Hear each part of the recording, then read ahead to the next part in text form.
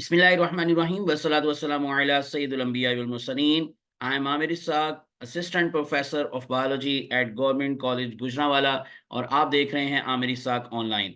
तो आज से जी अगेन मैं स्टार्ट कर रहा हूं ऑनलाइन लेक्चर्स कि अब कुछ दिन के लिए कॉलेजेस के अंदर ऑनलाइन क्लासेस होंगी। तो इसी सिलसिले के हवाले से जी मैं अब अपने स्टूडेंट्स को जो लेक्चर देने जा रहा हूं तो मैं वही रिकॉर्डेड लेक्चर्स इंशाल्लाह आप लोगों को भी यूट्यूब के ऊपर अपलोड किया करूंगा ताकि मेरे कॉलेज के स्टूडेंट्स के साथ-साथ सारे जितने भी स्टूडेंट्स हैं, बाकी इलाकों के स्टूडेंट्स, उनको भी कुछ फ़ायदा हो जाए। और इसी तरह से रिकॉर्डेड लेक्चर्स का जो फ़ायदा होता है कि अगर इन केस आप लोग इन टाइम या उसको ले नहीं पाते लेक्चर को ऑनलाइन, अगर आप लोगों का लाइव लेक्चर चल रहा है, तो आप रिकॉर्डेड लेक्चर को दोबारा से देखकर अपनी बातों को क्लियर कर सकते हैं। तो हम स्टार्ट करें जी एफएससी बायोलॉजी पार्ट 2। तो आज का हम लेक्चर लेंगे जी चैप्टर नंबर 18 रिप्रोडक्शन का। जो सबसे फर्स्ट जो हमारे पास लेक्चर है वो आज मैं आपको देने जा रहा हूँ। इसमें मैं आपको इंशाल्लाह जी आज रिप्रोडक्शन का इंट्रोडक्शन दूंगा, उसके से रिलेटेड जो जो important short questions specially final exams में पूछे जाते हैं उनको हम शुरू पर डिस्कस करेंगे और उसके बाद फिर एक लॉन्ग क्वेश्चन स्टार्ट होगा, वो भी इंशाल्लाह मैं आज के लेक्चर के अंदर उसको स्टार्ट कर दूंगा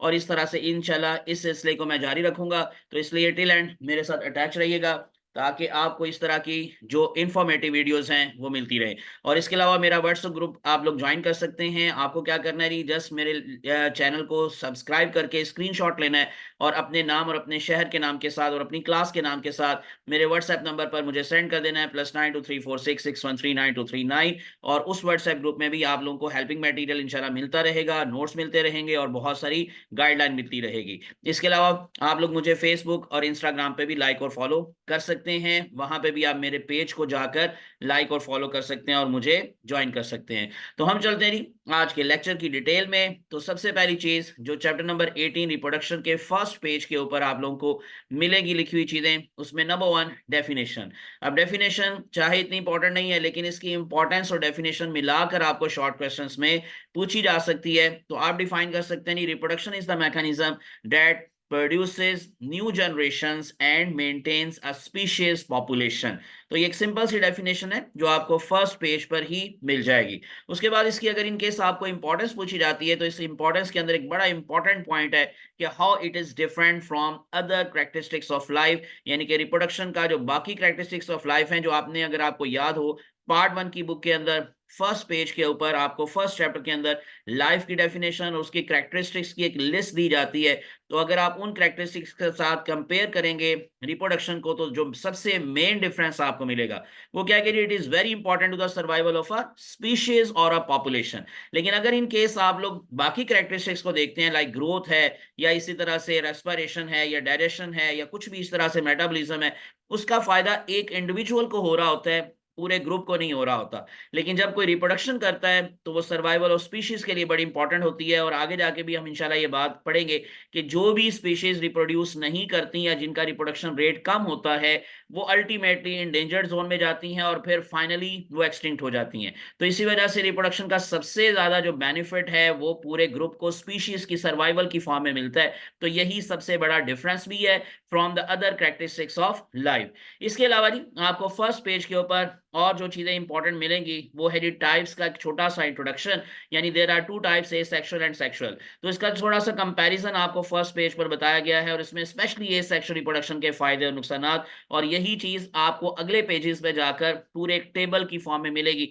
वो इंशाल्लाह जब टॉपिक्स आएंगे तो उसमें मैं आपको फर्दर वो बात भी क्लियर करूंगा। तो हम जरा चलते हैं जी ये जो दो टाइप्स हैं उसमें नंबर 1 ए सेक्सुअल के बारे में जो जो कुछ लिखा हुआ है इंपॉर्टेंट शॉर्ट क्वेश्चन के तौर पर है, लॉन्ग में जारी बात है कि ये चीजें ज्यादा नहीं पूछी जाएंगी। तो आप क्या बता सकते हैं कि ए sexual reproduction requires only a single parent. वैसे सबसे जो मेजर डिफरेंस होता है ए सेक्सुअल और सेक्सुअल का वो गैमीट्स और उनकी फ्यूजन का होता है। लेकिन जैसे आपकी बुक के अंदर सीक्वेंस में बातें लिखी हुई हैं उन्हीं को मैं एक्सप्लेन कर रहा हूं कि requires only a single parental organism which give rise to offspring by mitotic cell division. और क्योंकि यहाँ माइटोसिस हो रही होती है तो there is no change in genetic material, so during which the total chromosome content of the cell is exactly replicated and passed on to the daughter cells। इसी वजह से मैंने जैसे बोला कि कोई चेंज नहीं आता जेनेटिक मटेरियल में, crossing over, gene recombination, reshuffling etcetera, ये सारा कुछ मायोसिस में होता है। इसमें क्योंकि नहीं हो रहा, so that the offsprings are genetically identical to the parent. दूसरी बात, इसकी एग्जांपल्स आपको साथ ही उसने कुछ बताई हैं, वो भी आपको शॉर्ट क्वेश्चन के साथ पूछा जा सकता है। तो आप कोई 4-5 नाम याद रख ले, like for example methods of asexual reproduction are fission है, स्पोरुलेशन है, budding, vegetative propagation, artificial propagation, parthenogenesis, apomixis etcetera में और भी बहुत कुछ आता है। तो इस तरह से मैंने कहा कि ये 7-8 नाम है, लेकिन आप इसमें से कम 3 या 4 नाम जरूर एग्जांपल्स में लिखेंगे। नेक्स्ट चलते हैं जी जरा इस सेक्सुअल रिप्रोडक्शन के जो एडवांटेजेस हैं जो आपको बताए गए, ये आपको अगेन डेफिनेशन के साथ मिलाकर पूछी जा सकती है बात कि give any 2 advantages, give any 3 advantages and disadvantages of A sexual reproduction. तो आप इसमें बताएंगे जी, जैसे number 1, increase in number of genetically alike individuals from a parent is very rapid.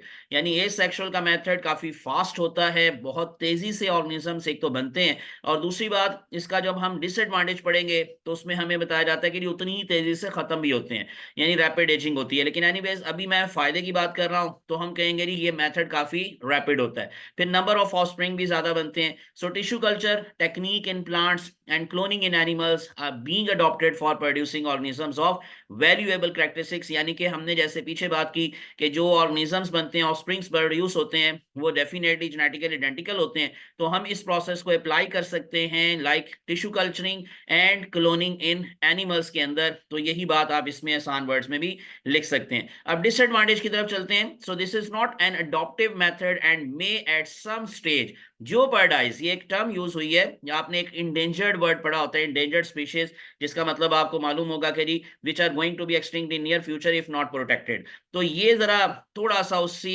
तरह का ही वर्ड है, या उससे भी हाई कैटेगरी का वर्ड है। इसका मतलब ऐसे क्या होता है, खतरे में चले जाना किसी चीज का, बहुत ज्यादा जो है वो इंडेंजर्ड जोन में चले जाना, यानी कि जिसकी प्रोटेक्शन भी बहुत ज्यादा मुश्किल हो जाए। सो ये भी उसी तरह से खतरे में चले जाने की बात कि सर्वाइवल ऑफ अ स्पीशीज नहीं सही रहेगी, ये मैं पीछे बता चुका हूं। रिप्रोडक्शन का main benefit survival of species. तो जारी बात है ए सेक्सुअल रिप्रोडक्शन में क्योंकि रैपिड एजिंग होती है, यही मैं अब आगे बता देता हूं क्लोनिंग के हवाले से specially. So cloning has been practice successfully but it's disadvantage. अब जो क्लोनिंग का डिसएडवांटेज है वही ए सेक्सुअल रिप्रोडक्शन का भी डिसएडवांटेज है। सो लाइक रैपिड एजिंग, तो जो एजिंग है नेगेटिव फिजियोलॉजिकल चेंजेस, ये 19 चैप्टर में आप पूरा एक टॉपिक पढ़ेंगे जाके इंशाल्लाह। तो जिस तरह से वहां जो एक खास प्रोसेस शुरू होता है एजिंग का, वो थोड़ा डिले से होता है या लेट होता है, लेकिन ए सेक्सुअली रिप्रोड्यूसिंग ऑर्गेनिज्म के अंदर ये प्रोसेस बहुत जल्दी शुरू हो जाता है, स्पेशली क्लोन्स के अंदर। And low resistance to environmental stress and disease are still the limitations for commercial ventures, कि हम इसको कमर्शियली अप्लाई अगर इन केस करना चाहेंगे क्लोनिंग के हवाले से स्पेशली, तो हमें ये चीजें भी माइंड में रखनी है कि उसके रिजल्ट में जो ऑर्गेनिज्म प्रोड्यूस होते हैं उनमें रेजिस्टेंस कम होती है, वो इन्वायरमेंटल स्ट्रेस को बर्दाश्त नहीं कर पाते, बीमार जल्दी हो जाते हैं और मर जल्दी जाते हैं। ये सारी चीजें डिसएडवांटेजेस में आएंगी ए सेक्सुअल रिप्रोडक्शन के। उसके बाद हम चलते हैं नेक्स्ट वर्ड सेक्सुअल रिप्रोडक्शन की तरफ। अब इसका कंपैरिजन अगर इन केस ए सेक्सुअल से पूछा रहेगा तो एक दो चीजें हमने वहां जो बताई, यानी सिंगल पेरेंट एटसेट्रा, तो यहाँ पर हम कहेंगे 2 पेरेंट्स। सो sexual reproduction usually involves 2 parents. लेकिन अगेन मैंने जैसे आपको कहा कि मेजर डिफरेंस वो किस चीज का है, गैमीट्स, एग्स एंड स्पर्म, उनका प्रोड्यूस होना, उनका फ्यूज होना आपस में, उनकी फर्टिलाइजेशन होना। तो fertilized egg is produced through the union of the meiotically produced specialized sex cells, egg and sperm from each parent. तो ये एक मेजर डिफरेंस भी है और सबसे मेन इवेंट भी है सेक्सुअल रिप्रोडक्शन का। इसी वजह से अगर किसी के अंदर ये गैमीट्स नहीं बनते, उनकी फर्टिलाइजेशन नहीं होती, तो हम उसको ट्रेडिशनल मेथड नहीं कहेंगे। लाइक कॉन्जुगेशन है, वो आपने बैक्टीरिया में पढ़ा होता है, वो बिकॉज क्योंकि उसके अंदर गैमीट्स की प्रोडक्शन या उनकी फ्यूजन का जिक्र नहीं किया जाता, तो that's why it is not a traditional method of sexual reproduction. तो इसके लिए ज्यादा इंपॉर्टेंट चीज यही है कि गैमीट्स बने, फ्यूज हो। उसके बाद फिर मायोसिस जब होगी तो उसका फायदा क्या होगा, reduction division give rise to the gametes in which not only the chromosome number is half, जो कि बड़ा जरूरी है before going to the next generation, so but reshuffling of the genes leads to the recombination of genes. तो ये जो फायदा जी, सबसे ज्यादा जेनेटिक वेरिएशंस जो आती हैं, ये सबसे ज्यादा बड़ा बेनिफिट है मायोसिस का। और मायोसिस का ताल्लुक क्योंकि गैमीट्स की प्रोडक्शन से है, तो इसलिए सेक्सुअल रिप्रोडक्शन का भी सबसे बड़ा फायदा है। एक और चीज जो आप इसमें मेंशन करेंगे, this not only maintains the chromosome number in a species but also produces the genetic variations. ये असल में ना मायोसिस के फायदे हैं, लेकिन बहरहाल आप इसको जब कंपेयर करेंगे तो सबसे ज्यादा जो बड़ा डिफरेंस है वो 2 पेरेंट्स वाला, और गैमीट्स की फ्यूजन वाला है। आगे चलते नहीं, नेक्स्ट वर्ड, अब हमारा एक मेन टॉपिक शुरू होगा इस चैप्टर का, रिप्रोडक्शन इन प्लांट्स। इसका कुछ पोर्शन इंशाल्लाह मैं आज आप लोगों को भी इस लेक्चर में बताऊंगा, और इसका जो बाकी की चीजें होंगी वो इंशाल्लाह नेक्स्ट लेक्चर्स में आपके साथ मैं डिस्कस करूंगा। अब इसमें से लॉन्ग क्वेश्चन आने के चांसेस होते हैं, वो कौन कौन से टॉपिक्स हैं वो भी साथ साथ इंशाल्लाह बात होगी। सबसे पहले चलते हैं कि इसके अंदर जो दो मेथड्स हैं, सेक्सुअल और एसेक्सुअल रिप्रोडक्शन, उसमें सबसे पहले आपको एसेक्सुअल की एग्जांपल्स दी गई हैं, ज्यादा डिटेल नहीं बताई गई, जस्ट कुछ नेम्स हैं जो आप याद रखेंगे इन एसेक्सुअल रिप्रोडक्शन। वो कौन कौन से, लेयरिंग है, ग्राफ्टिंग है, बडिंग है, एटसेट्रा। ये अब आप लोगों ने सिर्फ अभी नाम याद रखने हैं, इनकी डिटेल या इनकी डेफिनेशंस वगैरह क्योंकि नहीं है, ना ही याद आपने करनी है। वैसे मैं आपको थोड़ा सा जल्दी से समझा देता हूँ। ग्राफ्टिंग और बडिंग आप लोगों को मालूम होगा। ग्राफ्टिंग जैसे कि रोज प्लांट्स के अंदर या प्लांट्स के एक स्टेम को दूसरे स्टेम के साथ हम ग्राफ्ट करके एक नई वैरायटी प्रोड्यूस करते हैं। इस तरह से बडिंग का जो टॉपिक ये प्रोसेस है वो ऐसे तो यीस्ट में होता है, but yeast are not plants, they are plant like, ठीक है। और इसी तरह से आप लोगों को जो फंजाई हैं, फंजाई के अंदर क्योंकि ये बडिंग होती है तो उसकी कुछ एग्जांपल्स आप प्लांट्स के पोर्शन में देते हैं, लेकिन ज्यादा पोटैटो के हवाले से आप लोग ज़हन में रख लें कि वो बडिंग होती है। तो इस तरह से ऑर्गेनिज्म बडिंग के थ्रू भी रिप्रोड्यूस करते हैं इन केस ऑफ प्लांट्स। जहां तक लेयरिंग की बात है तो इसमें क्या किया जाता है, एक जो प्लांट है उसकी किसी खास जहां पर, जैसे कि जहां से रूट्स निकलनी है एटसेट्रा, तो वहां पर हम लेयर ऑफ सॉइल उसको लगा देते हैं, और उस तरह से फिर वहां से एक नई जो है वो ऑर्गेनिज्म की प्रोडक्शन हो सकती है। एनीवेज इसकी डिटेल मैंने जैसे कहा कि आपकी बुक में भी नहीं है, अपनी डेफिनेशंस भी याद नहीं करनी, इसलिए मैं ज्यादा इसकी डिटेल में भी फिलहाल नहीं जाता। हम चलते हैं नेक्स्ट वर्ड, जो ज्यादा इंपॉर्टेंट चीज है, जो लॉन्ग क्वेश्चन में आ सकता है क्वेश्चन, वो है डिप्लोहैप्लॉन्टिक लाइफ साइकिल। अब ये 3 लाइफ साइकिल आपकी बुक में बने हुए हैं, वो मैं अभी आपको बुक से भी दिखाता हूं। तो उसको आप लोगों ने स्केच को ड्रॉ करना आपको आना चाहिए, और उसमें आप सारा प्रोसेस दिखाएंगे अल्टरनेशन ऑफ जनरेशन का in bryophytes, in gymnosperms and in angiosperms. सबसे मोस्ट इंपॉर्टेंट होगा एंजियोस्पर्म्स, जिसके ऊपर लॉन्ग क्वेश्चन आ चुका है बोर्ड के एग्जाम्स में, उसका जस्ट स्केच ड्रॉ करने के लिए। पहली बात तो डेफिनेशन आप लोग इस तरह से किस तरह से लिखेंगे, डिप्लॉयड और हैप्लॉयड जनरेशंस का आपस में अल्टरनेट करना। तो इस प्रोसेस का नाम एक तो अल्टरनेशन ऑफ जनरेशन है, दूसरा डिप्लोहैप्लॉन्टिक लाइफ साइकिल है। तो हम कहेंगे in sexual reproduction plants have diplohaplontic life cycle with alternating diploid sporophyte and haploid gametophyte generation। ये सांतरीन डेफिनेशन है। थोड़ा डिटेल में लिखना चाहें तो आप कह सकते हैं कि इन विच गैमीट प्रोड्यूसिंग हैप्लॉइड जनरेशन, चाहे उसका पहले जिक्र कर लें चाहे स्पोरोफाइट का, सो आप यूं भी कह सकते हैं कि spore producing diploid generation sporophyte is change into gamete producing haploid generation gametophyte which is again changed back into sporophyte. यानी कि ये मैं आपको स्केच भी दिखा देता हूं।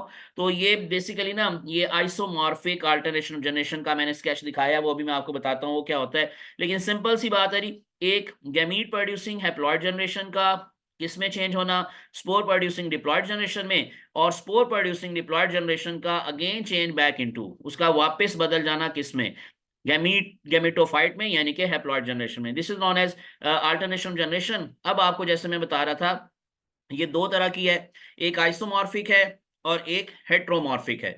प्लांट्स में ज्यादा तौर पर हेट्रोमॉर्फिक होती है, अगर हम एल्गी वगैरह की बात करें तो उसमें आइसोमॉर्फिक होती है। तो इन दोनों में डिफरेंस आपको शॉर्ट क्वेश्चन में अगेन पूछा जा सकता है, तो आप क्या बताएंगे कि if the two generations are vegetatively similar, आप मार्फोलॉजिकली भी कह सकते हैं, वेजिटेटिवली भी कह सकते हैं, यानी जिनके वेजिटेटिव पार्ट्स बिल्कुल एक जैसे होते हैं और हमें डिफरेंस करना मुश्किल हो जाता है कि which one is sporophyte and which one is gametophyte, तो आप ऐसी अल्टरनेशन जनरेशन को आइसोमॉर्फिक, जैसे अब यहां देखें गैमेटोफाइट और स्पोरोफाइट का कलर जस्ट डिफरेंट दिखाया हुआ है, बाकी शेप दोनों की ऑलमोस्ट सेम शो की हुई है। तो ऐसी अल्टरनेशन जनरेशन को जिसमें दोनों वेजिटेटिवली सिमिलर होते हैं, डेफिनेटली उनका रिप्रोडक्शन का प्रोसेस डिफरेंट होता है, लेकिन उनका जो वेजिटेटिव प्रोसेस है या वेजिटेटिव स्ट्रक्चर है वो सेम होता है, एक जैसा नजर आता है, तो इसको हम कहते हैं आइसोमॉर्फिक। और अगर आप प्लांट्स में जाएंगे तो उसमें हमें ज्यादा तौर पर मैंने कहा हेट्रोमॉर्फिक मिलती है। सो व्हेन both generations या two generations are dissimilar, vegetatively dissimilar, तो then the process is known as heteromorphic alternation generation। अब मैं आपको ना जरा बुक की तरफ लिए चलता हूं, और वहां पर ये जो 3 स्केच बने हुए हैं ब्रायोफाइट्स का और इस तरह से जिम्नोस्पर्म्स और एंजियोस्पर्म्स का, तो उसमें हम जल्दी से जरा ब्रायोफाइट्स का आज देख लेते हैं, और अगले लेक्चर्स के अंदर इंशाल्लाह फिर मैं आपको जिम्नोस्पर्म और एंजियोस्पर्म की तरफ लेकर चलूंगा। तो जरा चलते हैं बुक की तरफ और देखते हैं वहां पर किस तरह का साइकिल बना हुआ है और आपने उसमें क्या क्या एक्सप्लेन करना होगा। ओके जी, मैं अब आपको ले आया हूँ बुक के पेजेस की तरफ। ये रिप्रोडक्शन का चैप्टर नंबर 18, और इसमें जैसे मैंने कहा कि ये फर्स्ट पेज है। फर्स्ट पेज में आपको रिप्रोडक्शन की डेफिनेशन, ये जो अभी मैंने आपको बताई, वो लिखी हुई है। इसी तरह से आगे जाके सेक्सुअल और सेक्सुअल का डिफरेंस थोड़ा सा बताया हुआ है। देन ए सेक्सुअल के एडवांटेजेस एंड डिसएडवांटेजेस, वो सारा मैंने अभी आपको एक्सप्लेन कर दिया। हम चलते हैं रिप्रोडक्शन इन प्लांट्स, वो भी मैंने आपको अभी बताया कि ये जो ए सेक्सुअल के नाम लिखे हुए हैं मेथड्स के, वो जस्ट याद रखने हैं। देन डिप्लोहैप्लॉन्टिक लाइफ साइकिल, उसके बारे में आपने बात करनी है। Alternation generation. अब हम आते हैं जी इन स्केच की तरफ। तो ये है जी हमारे पास सबसे पहले लाइफ साइकिल है ये हमारे पास किसका जी, ब्रायोफाइट्स का। इसको मैं थोड़ा सा जरा क्लियर करने के लिए थोड़ा सा छोटा करके दिखा देता हूँ इस लाइफ साइकिल को। तो ये देखें, अब हमने करना क्या होता है बेसिकली, जब आपने लाइफ साइकिल को स्केच को ड्रॉ करना है तो डेफिनेटली वो साइकिल है, तो जहां से शुरू करेंगे वहां पर हम दोबारा से वापस आ जाएंगे। इसलिए वैसे तो आप जहां से मर्जी इसको बनाना शुरू कर दें, और ये भी जरूरी नहीं है कि स्पोर मदर सेल अगर इधर लिखा हुआ है तो मैंने इधर ही लिखना है, आप इधर लिख लें, आप इधर लिख लें। इन अदर वर्ड्स, आपने एक साइकिल के अंदर किसी को कहीं पे भी लिखा तो वापस वहीं पर हम दोबारा से तो वापस आएंगे।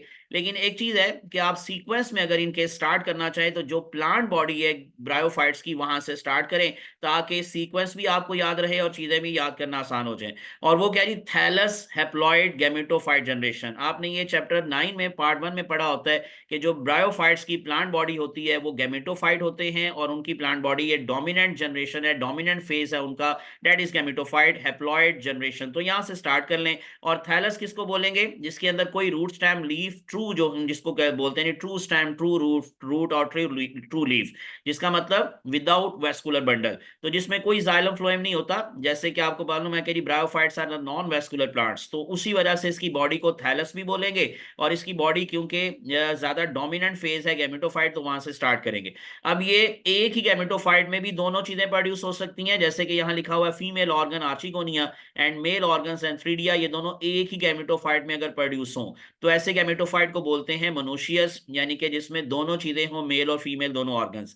लेकिन जो ब्रायोफाइट्स हैं उसमें दो तरह के प्लांट्स हो सकते हैं, कुछ ऐसे भी हैं जो कि यूनिसेक्सुअल हैं, यानी कि इन अदर वर्ड्स जिसमें एक में सिर्फ एक ही दफा एक ही ऑर्गन होता है, यानी मेल ऑर्गन है तो फीमेल नहीं है, फीमेल है तो मेल नहीं है, तो मेल प्लांट अलग फीमेल प्लांट अलग।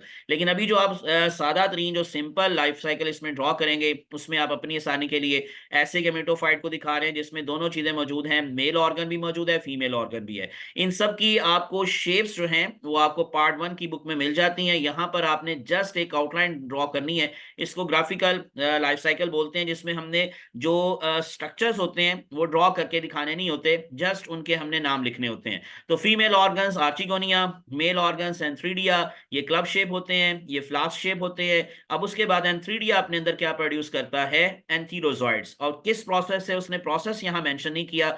आप अगर लिखना चाहें तो आप लिख सकते हैं माइटोसिस, क्योंकि ये हैप्लॉइड है, तो हैप्लॉइड ने अगर कोई हैप्लॉइड स्ट्रक्चर प्रोड्यूस करना होगा तो जारी बात है माइटोसिस से हो सकता है, और वैसे भी हैप्लॉइड के अंदर मायोसिस नहीं होती। तो मेल ऑर्गन्स एंथ्रीडिया प्रोड्यूस करेंगे जी एंथीरोजॉइड्स। अब जिसके साथ जॉइड लिखा होता है वो बेसिकली मोटाइल होता है, यानी कि उसके साथ फ्लैजेला होते हैं, तो ये बाई फ्लैजिलेटेड स्पर्म्स भी कहलाते हैं, और इनको स्पर्मेटोजॉइड्स भी कहते हैं। सिंपल वर्ड्स में स्पर्म्स कहते हैं, और टेक्निकल वर्ड इसका एंथ्रीडिया से क्या है, एंथीरोजॉइड्स। उससे उसी तरह से दूसरी तरफ आ जाएं, जो आर्चिगोनिया होता है उसका एक नीचे वाला पोर्शन होता है। मैंने कहा अगेन शेप यहाँ पे नहीं बनी हुई, वो आपको पार्ट 1 की बुक में मिलेंगी। तो फ्लास्क शेप होता है, ऊपर वाला एरिया जो लंबा होता है उसको हम नेक बोलते हैं, और नीचे जो सोलन पार्ट होता है उसको वेंटर कहते हैं। अब उस वेंटर के अंदर एग प्रोड्यूस होता है। अब यहाँ देखें एग नहीं लिखा हुआ, यहाँ से भी एक बड़ी इंपॉर्टेंट बात हमें पता चलती है कि जब आपको ऑब्जेक्टिव में एमसीक्यूज में कुछ ऑप्शंस दी जाएंगी, तो आपको एक चीज के अगर दो नाम है तो दोनों पता हो, तीन है तो तीनों पता हो। जैसे अभी मैंने आपको एंथीरोजॉइड के दूसरे नाम बताया, यानी spermatozoids, sperms and even male gamete.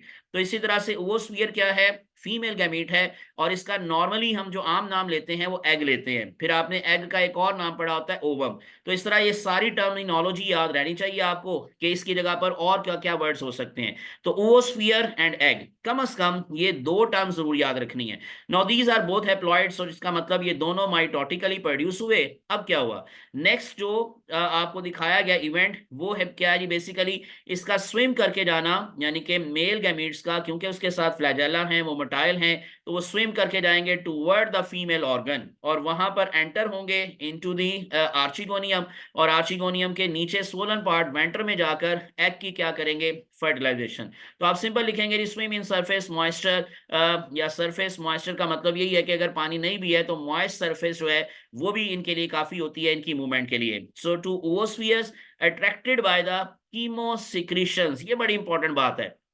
यानी सम टाइम कुछ डायग्राम के अंदर बातें ऐसी लिखी होती हैं जो कि हम इग्नोर कर जाते हैं और हमें वो ऑब्जेक्टिव में जब पूछी जाती हैं तो हमें लगता है कि ये किताब से उठा गया। यहाँ पर जो कीमोटैक्सिस का वर्ड लिखा हुआ है ये जरूर याद रखना है कि जो स्पर्म मूव करके जाते हैं टूवर्ड द फीमेल ऑर्गन वो खुद नहीं चले जाते, उनको अट्रैक्ट किया जाता है because of the chemical secretions. और आप इस प्रोसेस को एक तो कीमोटैक्सिस कहते हैं, फिर आपने इसी चीज को चैप्टर 16 के अंदर प्लांट मूवमेंट्स में क्या पढ़ा था, कीमोटैक्टिक मूवमेंट। तो chemotactic movement which comes under the heading of tactic movement, तो वो इसी की एक जो है वो हमारे पास एग्जांपल है, या ये उसकी एक क्या है एग्जांपल है। तो ये याद रखना है, ये कीमोटैक्सिस हो रही है और कीमोटैक्टिक मूवमेंट भी हम इसको बोल सकते हैं। तो फर्टिलाइजेशन जब हुई तो साथ ही हम डिप्लॉयड जनरेशन में आ गए। अब यहां पर मैं बड़ा एक इंपॉर्टेंट आपको पॉइंट समझा देता हूं कि अगर आपसे पूछा जाए the first cell of diploid generation, तो हमें लगेगा कि डिप्लॉयड जनरेशन तो स्पोरोफाइट है जो कि आगे लिखा हुआ है। अब वो स्पोरोफाइट भी वैसे फौरन नहीं बनता, यहां पर फौरन जाइगोट के बाद लिखा हुआ है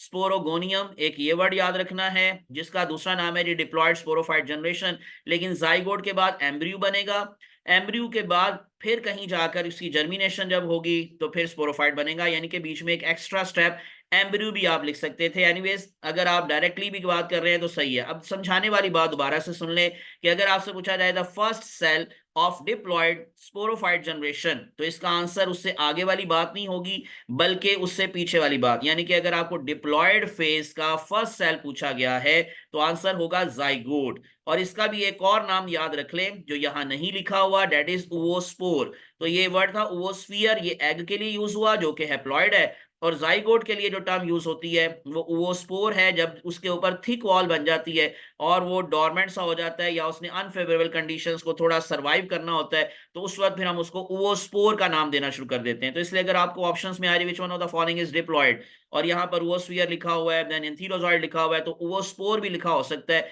आर्चिगोनिया भी, तो इसका आंसर फिर क्या होगा, ओवोस्पोर। और हम जाइगोट जो है वो ढूंढ रहे हो या कोई और लफ्ज, तो ओवोस्पोर भी याद रखना है। अब उसकी जर्मिनेशन हुई, स्पोरोफाइट बना, स्पोरोफाइट ने क्या किया आगे फर्दर, स्पोर मदर सेल्स को प्रोड्यूस किया। अब स्पोर मदर सेल का एक और नाम है जो कि पार्ट 1 की बुक में लिखा हुआ है स्पोरोसाइट। मैं दोबारा बोल देता हूं स्पोरोसाइट। तो स्पोरोसाइट एक्चुअली क्या है, that is the spore mother cell, जिसका दूसरा नाम ये मैंने आपको बताया, और ये भी डिप्लॉयड है। अब उसी के आगे क्या होगी, मियोसिस होगी। अब यहां पर देखें मिसिंग है, यानी कि यहां पर एक्चुअली उसको लिखना चाहिए था मायोसिस, तो फिर स्पोर मदर सेल क्या शो करता है, मायोसिस। उसका एक और नाम याद रख लेंगे, रिडक्शन डिवीजन, जिसके रिजल्ट में क्रोमोसोम नंबर हाफ हो जाएंगे और डिप्लॉयड स्ट्रक्चर दोबारा से किस में चेंज हो जाएगा, एक हैप्लॉयड स्ट्रक्चर में, जिसका नाम क्या है, स्पोर्स, यानी कि ये हैप्लॉयड होते हैं। अब उसी स्पोर ने जर्मिनेट करके दोबारा से क्या बनाना है, गैमेटोफाइट। तो इस तरह से ये लाइफ साइकिल भी मुकम्मल हो जाता है और अल्टरनेशन ऑफ जनरेशन भी मुकम्मल। लेकिन अगेन एक और वही बात जो पीछे मैंने आपको थोड़ी एक्सप्लेन की है, the first cell of haploid generation, the first cell of haploid phase of diplohaplontic life cycle। इस तरह का कोई भी क्वेश्चन आए तो ऑप्शंस के अंदर जो आंसर आपने देना है वो आगे वाली बात नहीं, यानी कि ये है first cell of haploid generation, that is spore. तो spore is the first cell of haploid generation, and again मैं दिखा दूं zygote is the first cell of diploid generation. इस तरह के जब ऑब्जेक्टिव में एमसीक्यूज आते हैं तो अक्सर आंसर गलत हो जाता है। और दूसरी बात याद रखने वाली क्या है, कौन कौन हैप्लॉइड है, कौन कौन डिप्लॉयड है। चार ऑप्शन देकर पूछा जा सकता है कौन इसमें से डिप्लॉयड है, कौन इसमें से हैप्लॉयड है, कौन इसमें से हैप्लॉयड नहीं है, कौन इसमें से डिप्लॉयड नहीं है। तो ये था जी लाइफ साइकिल ऑफ ब्रायोफाइट्स। और उसके फौरन बाद आपको जैसे मैंने कहा कि अब हमारे पास जो लाइफ साइकिल दोबारा से आएंगे, वो जारी बात है कि जिम्नोस्पर्म्स और एंजियोस्पर्म्स के, ये आगे हम जरा काफी चले गए हैं तो मैं दोबारा से उसको ले आता हूँ इधर ही। तो ये देखें, ये था जी ब्रायोफाइट्स का लाइफ साइकिल। ये उसके बाद कल इंशाल्लाह मैं आपको अगले लेक्चर में ये जिम्नोस्पर्म के लाइफ साइकिल की बातें सारी एक्सप्लेन करूंगा और इसी तरह से एंजियोस्पर्म के लाइफ साइकिल की बातें भी, और बाकी इनकी आप डायग्रामेटिकली प्रेजेंटेशन जो है, यानी कि जो फिगर्स के साथ लाइफ साइकिल है, वो पार्ट 1 की बुक में है। आप वहां से सिर्फ समझने के लिए उसको देख लें, लेकिन यहाँ पर आपने अगर ड्रॉ करना है तो जस्ट ये ग्राफिकल लाइफ साइकिल को ड्रॉ करना है। तो कल इंशाल्लाह बात होगी जिम्नोस्पर्म्स और एंजियोस्पर्म्स के लाइफ साइकिल के बारे में। तो इंशाल्लाह उसको भी मैं सारे का सारा इसी तरह से एक्सप्लेन करूंगा। तो उम्मीद है कि आप लोगों की आज के लेक्चर की बातें काफ़ी ज़्यादा क्लियर हो गई होंगी, और अगर इन केस आपको फ़ायदा हुआ है तो दूसरे दोस्तों के साथ ज़रूर शेयर कीजिएगा, उनको ज़रूर इनवाइट कीजिएगा, ताकि उनको भी इसका भरपूर फ़ायदा हो सके। तो मुझे अपनी दुआ में याद रखिएगा। अल्लाह आप सबका हामी नासिर हो। जज़ाकुमुल्लाहु खैरन कसीरा। अस्सलामु अलैकुम व रहमतुल्लाहि व बरकातुहू। जज़ाकल्लाह। अल्लाह हाफ़िज़।